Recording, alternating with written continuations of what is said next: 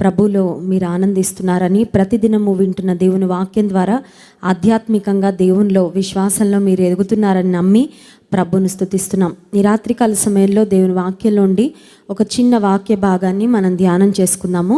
అంతకంటే ముందు చిన్న ప్రార్థన చేసుకుందాం. పరిశుద్ధ ప్రేమ కలిగిన తండ్రి, నీకు స్తోత్రాలు. ఈ సాయంకాల సమయంలో మీరు మాకు ఇచ్చిన ఈ మంచి సమయాన్ని బట్టి, అవకాశాన్ని బట్టి, కృపను బట్టి వందనాలు ప్రభువా. నీ సన్నిధికి మేము వచ్చాము, మీ స్వరము వినాలని వచ్చాము. మాతో మీరు మాట్లాడండి. నన్ను మీ సిలువ చాటును మరుగుపరచండి. కేవలము నీవు ఉద్దేశించిన మాటలు మాత్రమే మాకు వినపడినట్లుగా నీ కృప దయచేయండి ప్రభా. నీ మాటలు వినుట ద్వారా మా ఆధ్యాత్మిక జీవితంలో గొప్ప క్షేమాభివృద్ధిని మాకు కలుగచేయండి. యేసు నామమున ప్రార్థిస్తున్నాం తండ్రి, ఆమెన్. యెహెజ్కేలు గ్రంథము 37వ అధ్యాయము దేవుని వాక్యంలో నుండి అందరం తెరుద్దాం. Ezekiel chapter 37 from verse 1. యెహెజ్కేలు గ్రంథము 37వ అధ్యాయము మొదటి వచనం నుండి కొన్ని మాటలు చదువుకుందాం. యెహోవా హస్తము నా మీదికి వచ్చెను. నేను ఆత్మవశుడనై ఉండగా యెహోవా నన్ను తోడుకొని పోయి ఎముకలతో నిండి ఉన్న ఒక లోయలో నన్ను దింపెను. ఆయన వాటి మధ్య నన్ను ఇటు అటు నడిపించుచుండగా ఎముకలు అనేకములు ఆ లోయలో కనబడెను. అవి కేవలము ఎండిపోయినవి. ఆయన, నరపుత్రుడా, ఎండిపోయిన ఈ ఎముకలు బ్రతుకగలవా అని నన్ను అడుగగా, ప్రభువా యెహోవా, అది నీకే తెలియనని నేనంటిని. యెహెజ్కేలు అనే ప్రవక్తకు దేవుడు చూపించిన ఒక చక్కని దర్శనం ఇది. This is a vision that God showed Ezekiel. యెహెజ్కేలు భక్తునికి కలిగిన దర్శనము. దర్శనాల ద్వారా కూడా దేవుడు మాట్లాడుతూ ఉంటాడు. నేటికి కూడా కళల ద్వారా కొంతమందితో మాట్లాడుతూ ఉంటారు దేవుడు. దర్శనాల ద్వారా దేవుడు మాట్లాడుతూ ఉంటారు. కళకు దర్శనానికి ఉన్న తేడా ఏంటంటే, కళ ఏమో మనం సబ్కాన్షియస్ మైండ్లో, అంటే నిద్రపోతున్నప్పుడు మనకు తెలియకుండా మనకు వచ్చేది కళ. దర్శనం అంటే మనం మెలకుగానే ఉంటాము, కానీ మన కళ్ళ ఎదుటే ఒక విషయం జరిగినట్లుగా, సంభవించినట్లుగా మనకు కనబడుతూ ఉంటుంది. దాన్ని దర్శనం అంటారు. సో యెహెజ్కేలు భక్తునికి దేవుడు చూపించిన ఒక ప్రత్యేకమైన దర్శనం. ఈ దర్శనంలో దేవుడు యెహెజ్కేలు భక్తుని ఒక వ్యాలీలోకి తీసుకొని వెళ్ళారు, ఒక లోయలోనికి తీసుకొని వెళ్ళారు. అది పచ్చని లోయ, లేకపోతే మంచి కాయగూరలు, లేకపోతే పండ్లు ఇవన్నీ ఉన్న లోయ కాదండి. It's a valley of dry bones. ఎండిపోయిన ఎముకలతో నిండి ఉన్న లోయ.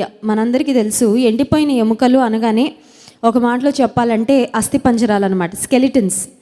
బోన్స్ అంటేనే మనకి చూడగానే కొంచెం భయం వేస్తుంది. ఎందుకంటే ఎవరో చనిపోయి ఉంటే తప్ప అక్కడ ఎండిపోయిన ఎముకలు ఉండడానికి అవకాశం లేదని. ఆ వ్యాలీ నిండా డ్రై బోన్స్ ఉన్నాయంట. ఒక్క అస్థిపంజరం చూస్తేనే కొన్నిసార్లు మనకి నిద్ర పట్టదు రాత్రి. కొన్నిసార్లు మార్చరీస్లో ఎక్స్పెరిమెంట్స్ చేసేవాళ్ళు, మెడికల్ స్టూడెంట్స్కి, మెడికోస్కి ఇది ఎక్కువ అనుభవం ఉంటుంది. వాళ్ళు తమ కోర్స్ ప్రారంభించిన తర్వాత వాళ్ళు హ్యూమన్ బాడీని మరి ఎలా అయితే మన ఇంటర్మీడియట్లో బైపీసీ వాళ్ళ కప్పల్ని, ఎర్త్ వామ్స్ని వీటిని కోస్తారో, నిజంగా మానవ దేహాన్ని వారికి ఇచ్చి కోసి ఆ దేహంలోని భాగాలు తీసి వాటిని పరిశీలన చేయమని వారికి ప్రాక్టికల్స్ టైంలో ఇస్తూ ఉంటారంట. సో మెడికోస్ ఏం చెప్తారంటే, ప్రారంభంలో కొంచెం భయం వేసేది, రాత్రి నిద్ర పట్టేది కాదు, సడన్గా నిద్రలో మెలకు వచ్చేది, లేకపోతే కొన్నిసార్లు మనసంతా ఒకలాగా పాడైపోయినట్లు అయిపోయేది. కానీ రాను అలవాటు పడ్డాము, మెడికల్ ప్రొఫెషన్లో ఉన్నాం కాబట్టి అని చాలామంది మెడికల్ స్టూడెంట్స్ చెప్తూ ఉంటారు. సో ఒక మార్చరీలోకి వెళ్ళి ఒకవేళ వారి చదువు నిమిత్తమో లేకపోతే వారి ఉద్యోగ నిమిత్తమో ఎవరైనా పనులు చేయాలంటేనే అది కూడా ఒక మాటలో చెప్పాలంటే కొంచెం భయానకమైన పరిస్థితే. ఇక్కడ వాక్యంలో గమనిస్తే ఎండిపోయిన ఎముకలతో నిండి ఉన్న ఒక లోయలోనికి దేవుడు యెహెజ్కేలు అనే ప్రవక్తను తీసుకొని వెళ్ళి ఈ ఎండిన ఎముకలను చూపించారు. So all the bones are dry. ఎండిపోయి ఉన్నాయి అంటే అర్థం ఏంటంటే చనిపోయారు. ఆ తర్వాత వాటిలో జీవం కూడా లేదు. అంటే వాటిపైన చర్మం ఉన్నట్టు కానీ, ఆ తర్వాత వాటిపైన ఫ్లెష్ ఉన్నట్లుగా కానీ వాక్యంలో లేదు. కంప్లీట్గా డ్రై అయిపోయాయి. అంటే అర్థం ఏంటంటే ఆ బాడీస్ కంప్లీట్గా డీకంపోజ్ అయిపోయి కేవలం ఎముకలు మాత్రమే మిగిలి ఉన్నాయి. ఒక మాటలో చెప్పాలంటే ఒక లైఫ్లెస్, నిర్జీవమైన పరిస్థితి, ఎండిపోయిన పరిస్థితి. అసలు ఎండిన ఎముకలు బ్రతుకుతాయని ఎవరు కూడా ఊహించం. ఒకవేళ చనిపోయిన మనిషి మార్చరీ నుండి తేబడిన తర్వాత బ్రతికితే బాగుండు అని ఆశపడచ్చేమో, ఆర్ అట్లీస్ట్ సమాధిలో పెట్టక ముందు వరకు మళ్ళీ బ్రతికితే ఎంత బాగుండు, దేవుడు ఒక అద్భుతం చేస్తే ఎంత బాగుండు అని కొన్నిసార్లు ఆశపడచ్చేమో మనం. అయితే ఎండిపోయిన ఎముకలు బ్రతుకుతాయి అని అసలు ఆశపడడానికి, ఎక్స్పెక్ట్ చేయడానికి ఆస్కారం కూడా లేదు. ఈ వ్యాలీ నిండా, లోయ నిండా ఎండిన ఎముకలు కనబడుతున్నాయి. ఈ ఎండిన ఎముకలతో ఉన్న ఆ వ్యాలీలోకి దేవుడు యెహెజ్కేలుని తీసుకొని వెళ్ళి అక్కడ దింపాడు. దింపిన తర్వాత దేవుడు నడిపించాడంటే, ఎందుకంటే అబ్జర్వ్ వాట్స్ హ్యాపెనింగ్ హియర్. ఇక్కడ పరిస్థితులు ఏంటో ఒకసారి నువ్వు అవగాహన తెచ్చుకో. ఎందుకంటే నీ దగ్గర నీ చుట్టూ ఉన్న పరిస్థితులను గురించి ఒక అవగాహన నీకు రావాలని దేవుడు వాటి మధ్య అటు ఇటు నడిపించిన తర్వాత, ఆ తర్వాత చూడండి, దేవుడు యెహెజ్కేలును ఒక ప్రశ్న అడుగుతున్నారు. 3వ వచనం, ఆయన నరపుత్రుడా, ఎండిపోయిన ఈ ఎముకలు బ్రతుకగలవా అని నన్ను అడుగగా, ప్రభువా యెహోవా అది నీకే తెలియనని నేను అంటిని. దేవుడు ఒక ప్రశ్న అడిగారు, ఈ ఎండిపోయిన ఎముకలు బ్రతుకుతాయా అని. చచ్చిన శవం ఒకవేళ అక్కడ ఉంటే యెహెజ్కేలు బ్రతకచ్చు ప్రభువా, బ్రతుకుతారు, లేకపోతే నువ్వు బ్రతికిస్తావని చెప్పేవాడేమో. దేవుడు ఎండిన ఎముకలను చూపించి బ్రతుకుతాయి అనుకుంటున్నావు అంటే యెహెజ్కేలు ప్రవక్త ఒక మాట చెప్పచ్చు, నీకు అసాధ్యమైంది ఏది లేదయ్యా, నువ్వేమైనా చేయగలవని. కానీ అక్కడున్న పరిస్థితి చాలా డ్రైగా, చాలా హోప్లెస్గా ఉంది. నిరీక్షించడానికి కూడా అవకాశం లేనట్లుగా ఉంది. కాబట్టి యెహెజ్కేలు ప్రవక్త అంటున్నాడు, నీకే తెలియాలయ్యా, నాకైతే హోప్ ఏమీ కనిపించట్లేదు. I don't see any hope here, I don't see any life here. నిర్జీవంగా ఉంది, ఎండిపోయింది, అసలు నిరీక్షణకు కూడా ఆస్కారం లేదు, ఆధారం లేదు. కనుక నీకే తెలుసు, నాకైతే ఏమీ తెలియడం లేదు, I don't have a clue అన్నట్లుగా యెహెజ్కేలు భక్తుడు మాట్లాడిన తర్వాత 4వ వచనం, అందుకు ఆయన ప్రవచనము ఎత్తి ఎండిపోయిన ఈ ఎముకలతో ఇట్లనుము, ఎండిపోయిన ఎముకలారా యెహోవా మాట ఆలకించుడి. ఈ ఎముకలకు ప్రభువైన యెహోవా సెలవిచ్చినదేమనగా, మీరు బ్రతుకున్నట్లు నేను మీలోకి జీవాత్మను రప్పించుచున్నాను. దేవుడు చెప్తున్నాడు, నువ్వు నేనేం చెప్తానో అది చెప్పు చాలు, నా మాట నువ్వు పలుకు, నా మాట నీ ద్వారా నేను పలికిస్తాను. నా మాటలో శక్తి ఉంది, నా మాటలో జీవం ఉంది, నా మాటలో గొప్ప పరిస్థితులలో మార్పు తెచ్చే అంత ప్రభావం ఉంది. కాబట్టి నేనేం చెప్తానో అది నువ్వు పలుకంతే అని దేవుడు చెప్పిన తర్వాత, ఏ మాటలు దేవుడు పలకమని చెప్పారంటే, మీరు బ్రతుకున్నట్లు నేను మీలోనికి జీవాత్మను రప్పించుచున్నాను. I'm sending life so that you will live. మీలోకి జీవాత్మను పంపిస్తున్నాను, మీరు బ్రతుకున్నట్లు. ఈ రాత్రికాల సమయంలో ఎండిన ఎముకలతో నిండిన ఈ లోయ దేనికి సాదృశ్యంగా ఉందంటే, మన జీవితంలో కూడా కొన్నిసార్లు మన కలలు అంటే డ్రీమ్స్, భవిష్యత్తును గూర్చి మనం వేసుకున్న ప్రణాళికలు, కన్న కలలు. చూడండి, కొన్నిసార్లు ఆడపిల్లలు పెళ్ళవక ముందు ఏవేవో కలలు కనేస్తుంటారు. నా లైఫ్ ఇలా ఉంటుందేమో, అలా ఉంటుందేమో, అలా చేసేస్తాం, ఇలా చేసేస్తామేమో. ఆ తర్వాత రియాలిటీలోకి వెళ్ళిన తర్వాత అర్థమవుతుంది, అసలు కన్న కలలకి రియాలిటీకి పొంతనే లేదని. Life is so much different from what we have dreamt అని తర్వాత అర్థమవుతుంది. ఎందుకంటే రియాలిటీ ఎప్పుడు కొంచెం ఇబ్బందిగానే, రియాలిటీ ఎప్పుడు కొంచెం సర్ప్రైజెస్తో, షాక్స్తోనే మిళితం అయి ఉంటుంది. కానీ ఏదో కొంతమంది సినిమా స్టోరీలు చూసి మా లైఫ్ అలా ఉంటుందేమో, ఆ తర్వాత కొన్ని నావెల్స్, కొన్ని కథల పుస్తకాల్లో, నవలల్లో and they lived happily ever after అని ఒక మాట ఉంటుంది. వాళ్ళు ఎప్పటికీ సంతోషంగా అలా బ్రతుకుతూ వెళ్ళిపోయారని. కొన్నిసార్లు లైఫ్ అలా ఉండదు. సో జీవితంలో వాస్తవికతలోకి వచ్చిన తర్వాత కన్న కలలకి వాస్తవానికి అసలు పొంతన లేదు అని తెలుసుకున్న తర్వాత కొన్నిసార్లు కలలు చచ్చిపోతాయి. వేస్ట్గా కలలు కన్నాను, I know those dreams are never going to become a reality. నాకు వచ్చిన కలలు, నేను కన్న కలలు ఎప్పటికీ అవి వాస్తవం కావు అని కొన్నిసార్లు మన కలలను మనం చంపేసుకుంటాం. అంటే ఇంకా వీ విల్ స్టాప్ డ్రీమింగ్. యోసేపు జీవితంలో మనం గమనిస్తే, యోసేపు కలలుగానే వాడని పేరు పెట్టేశారంట అన్నలు. ఎందుకంటే యోసేపుకు నిజంగానే దేవుడు కొన్ని మంచి కలలు చూపించాడు. ఆ కలలు యోసేపు జీవితంలో నెరవేరుతాయని దేవుడు ముందే చూపించాడు యోసేపుకు. సో యోసేపు కలగన్నవాడు మౌనంగా ఉండుంటే బాగుండేది. ఎక్సైట్మెంట్తో, అన్నలారా, అమ్మా నాన్న నాకు మంచి కళ వచ్చింది, ఒకసారి మీకు చెప్తాను, జాగ్రత్తగా వినండి అని పాపం యోసేపు ఆనందంతో కళను ఎక్స్ప్లెయిన్ చేశాడు. కానీ అన్నలందరూ యోసేపు యొక్క కళను విని యోసేపు మీద కోపపడ్డం, అసూయపడ్డం ఇంకా ఎక్కువైపోయింది. ఎందుకంటే అంత హెచ్చించుకుంటున్నావా నువ్వు? Do you think you are special? మా అందరికంటే నువ్వేనా ప్రత్యేకమైన వాడివా? అంటే నిన్ను దేవుడు పైన పెట్టి మమ్మల్ని కింద పెడతాడా అని అన్నలందరూ అసూయపడ్డం, ద్వేషించడం ఇంకా ఎక్కువైపోయింది. యోసేపు తన కళను తన సహోదరులతో, కుటుంబంతో పంచుకున్న తరువాత. సో కళలు యోసేపు బహుశా కన్న కళలు ఐగుప్తులో బానిసగా చెరసాలలో ఉన్నప్పుడు అనుకొని ఉంటాడు, ఎందుకు వచ్చినాయో ఏమో వేస్ట్ కళలు, అసలు ఆ కళలు నెరవేరుతాయో లేదో. వి డోంట్ నో యోసేపు ఏమనుకున్నాడో మనకు తెలీదు.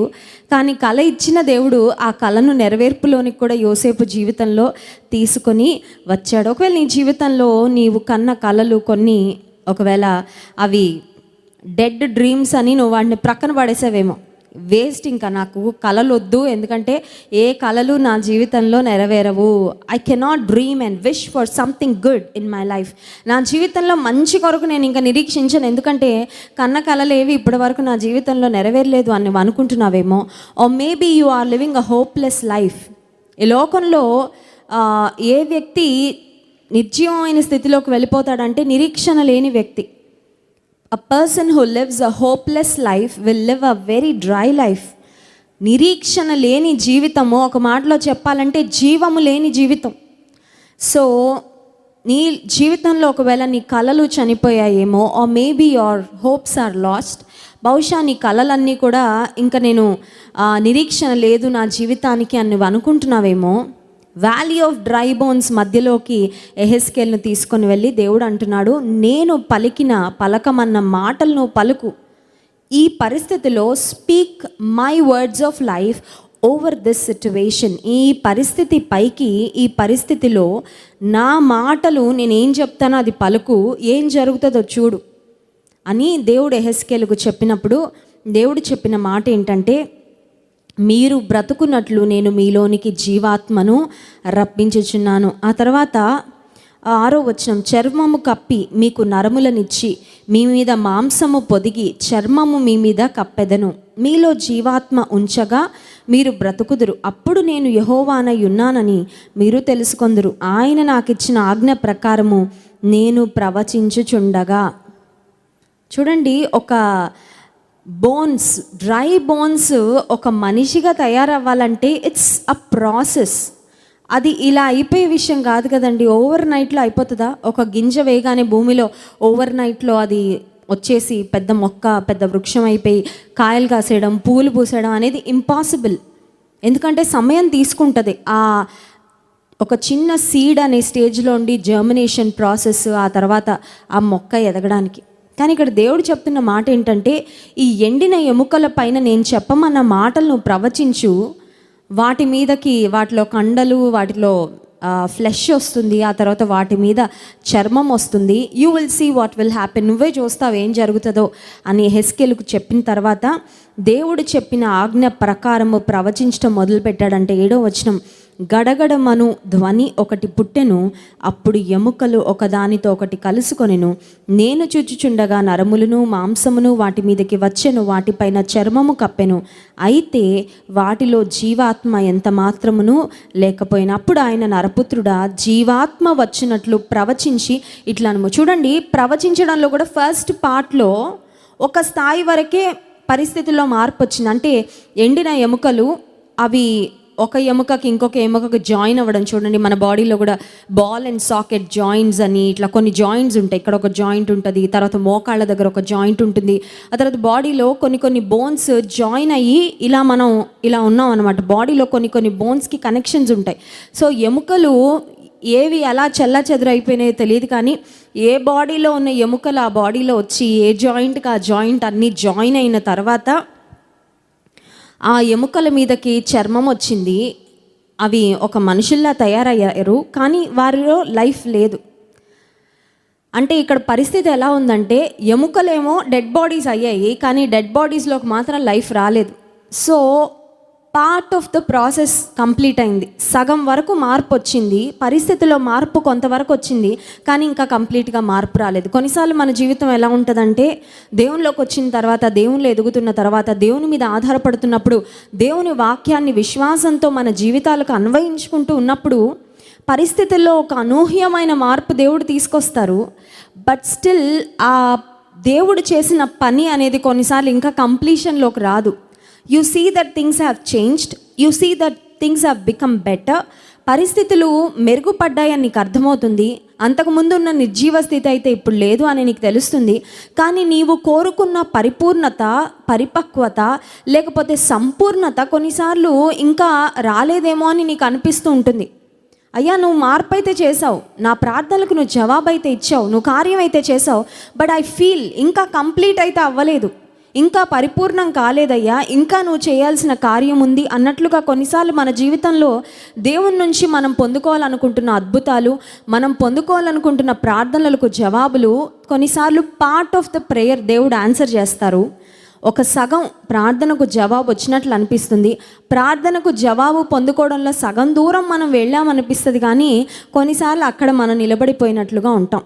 అలాంటి పరిస్థితుల్లో ఏం చేయాలంటే 9వ వచనం, అప్పుడు ఆయన నరపుత్రుడా జీవాత్మ వచ్చినట్లు ప్రవచించి ఇట్లనుము, ప్రభువగు యెహోవా సెలవిచ్చినది ఏమనగా, జీవాత్మ నలుదిక్కుల నుండి హతులైన వీరు బ్రతుకున్నట్లు వారి మీద ఊపిరి విడుము. ఆయన నాకు ఆజ్ఞాపించినట్లు నేను ప్రవచింపగా జీవాత్మ వారిలోనికి వచ్చెను. ఫస్ట్ టైం యెహెజ్కేలును దేవుడు ప్రవచించమని చెప్పినప్పుడు కూడా ప్రభు అయిన యెహోవా సెలవిచ్చినదేమనగా, this is what the Lord says. చూడండి, కొన్నిసార్లు సైనికులు కానీ భటులు కానీ రాజు దగ్గర నుంచి వస్తే, ఎవరి దగ్గరకైనా ఏదన్నా పని నిమిత్తం పంపబడితే వారు అంటారు, మేము పలానా మహారాజు గారి దగ్గర నుండి వారి సముఖం నుండి వచ్చామండి, మీకు వర్తమాన రాజుగారు పంపించారండి అని చెప్తారు. వాళ్ళు వచ్చి వారి మాటగా చెప్పరు కానీ రాజుగారి మాటగా చెప్తారు. సో రాజుగారి మాటగా చెప్పినప్పుడు ఆ మాటకున్న విలువ, ఆథెంటిసిటీ, ఆ మాటకున్న వెయిట్ చాలా ఎక్కువ ఉంటుంది. నీవు నేను కూడా మన నోటితో ఏదో ఒక మాటలు మాట్లాడేస్తే ఆ మాటల వల్ల అద్భుతాలు జరగవు. కానీ దేవుడు సెలవిచ్చిన మాట ప్రకారము, యాజ్ ద లార్డ్ సేస్, దేవుడు సెలవిచ్చిన మాట ప్రకారము ఆయన యొక్క అనుమతితో, ఆయన యొక్క చిత్తములో మనం ఎప్పుడైతే పనులు చేయడం ప్రారంభిస్తామో మన జీవితంలో అద్భుతాన్ని ప్రారంభించిన దేవుడు ఆ అద్భుతాన్ని సంపూర్ణము కూడా చేస్తాడు. హల్లెలూయా. ఒకవేళ మీ జీవితంలో పరిస్థితులు కొంతవరకే మారాయేమో, maybe you can say I received 35%, నా ప్రార్థనకు ఒక 35% వచ్చిందండి జవాబు.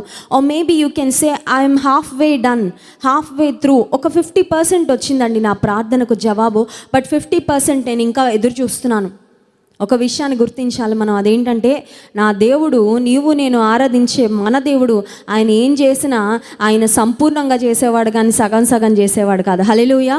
నిన్ను స్వస్థపరిస్తే సంపూర్ణంగా స్వస్థపరుస్తాడు, నీకు జయమిస్తే సంపూర్ణంగా జయమిస్తాడు. నువ్వు ఏ విషయం కొరకు ప్రార్థిస్తున్నావో ఆ విషయంలో ప్రారంభించిన క్రియను కొనసాగించగలిగిన వాడు, సంపూర్తి చేసేవాడు కూడా దేవాతి దేవుడే అని నీవు విశ్వసించి నమ్మగలిగితే, ఇప్పుడు ఎండిన ఎముకలు దేహాలుగా అయితే తయారయ్యాయి, ఎముకలన్నీ దగ్గరకు వచ్చాయి, జాయిన్ అయ్యాయి, ఒక్కొక్క డెడ్ బాడీ లాగా పడున్నట్లు కనబడుతుంది. వాటి వల్ల ఉపయోగం ఏంటి? ఎముకల్లాగున్నా డెడ్ బాడీలా ఉన్నా ఒకటే కదా, కాకపోతే లుక్ అండ్ ఫీల్లో కొంచెం మార్పు తప్ప లైఫ్ లేనంత వరకు ఆ పరిస్థితి ఒక మాటలో చెప్పాలంటే సిమిలర్ కండిషన్ అనే చెప్పుకోవాలి. అప్పుడు దేవుడు అంటున్నాడు, ప్రభు అయిన యెహోవా మాట సెలవిచ్చినది ఏమనగా, నేను చెప్పినట్లు నువ్వు చేయి. ప్రభువగు యెహోవా సెలవిచ్చినది ఏమనగా, జీవాత్మ నలుదిక్కుల నుండి వచ్చి హతులైన వీరు బ్రతుకున్నట్లు వారి మీద ఊపిరి విడువుము అని చెప్పగానే యెహెజ్కేలు, ఇది ఎలా జరుగుతుందయ్యా, నాకు నమ్మశక్యంగా లేదు, అసలు ఇప్పటివరకు జరిగిందే నాకు నమ్మశక్యంగా లేదు. కొన్నిసార్లు దేవుడు అద్భుత కార్యాలు చేస్తూ ఉంటే we can't believe our eyes, మన కళ్ళు మనం చూస్తున్నది ఇది నిజమా లేకపోతే కళ అని అనిపిస్తుందండి. దేవుని వాక్యంలో కూడా ఉంటుంది, దేవుడు మాకు విడుదల ఇచ్చినప్పుడు మేము కల కనిన వారి వలె ఉంటిమి, it was like we are dreaming.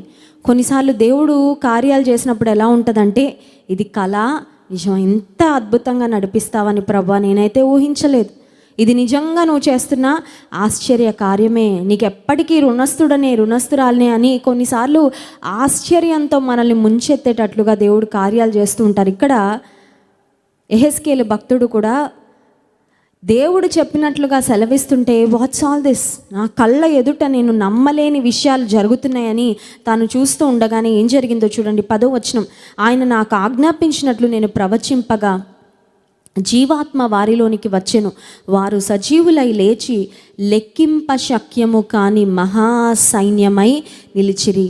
ఎండిన ఎముకలు ఒకవైపు పెట్టుకోండి మీ మైండ్లో పిక్చర్.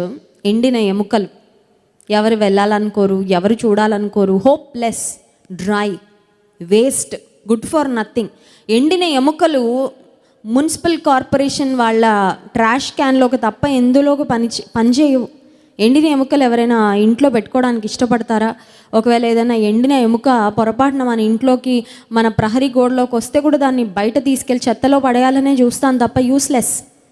కానీ ఎండిన ఎముకలను దేవుడు ఆయన సెలవిచ్చిన మాట ప్రకారం యెహెజ్కేలు భక్తుడు ప్రవచించినప్పుడు లెక్కింప శక్యము కాని మహాసైన్, కౌంట్లెస్ ఆర్మీ అంటేనే పవర్ కదండి.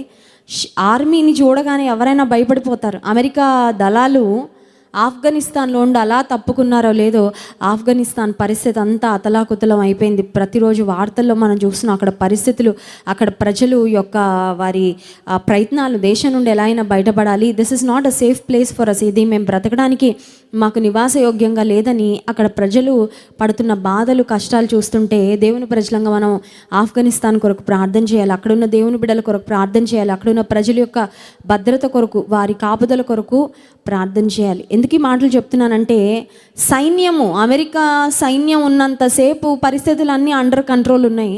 సైన్యం తప్పుకోగానే అవుట్ ఆఫ్ కంట్రోల్ అయిపోయి భయంకరమైన కెయాటిక్ సిట్యువేషన్ ఆ దేశంలో మనం గమనిస్తున్నాం. ఇక్కడ లెక్కింప శక్యము కానీ మహా సైన్యము ఆ వ్యాలీలోంచి సిద్ధపడితే నమ్మలేకపోతున్నాడు. దేవుడు చేసే కార్యాలు ఇంత ఆశ్చర్యంగా ఉంటాయా?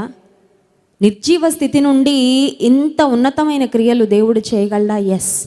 ఈ రాత్రి కాల సమయంలో ఒకవేళ నువ్వు అనుకుంటున్నావేమో, నాకు ఇంకా ఆశలు లేవు, నాకు ఇంకా కలలు లేవు, I don't have any hopes, హోప్లెస్గా ఉంది నా జీవితం, నాకు ఇంకా నిరీక్షణ లేదని నువ్వు అనుకుంటున్నావేమో, దేవుని వాక్యం సెలవిస్తుంది, దేవుని యందు నువ్వు నిరీక్షణ ఉంచితే ఆయన నిన్ను ఎన్నడూ సిగ్గుపడనివ్వడు. హల్లెలూయా. ఆయన నమ్ముకున్న వారిని ఆయన ఎన్నడూ సిగ్గుపడనిచ్చే దేవుడు కాదు.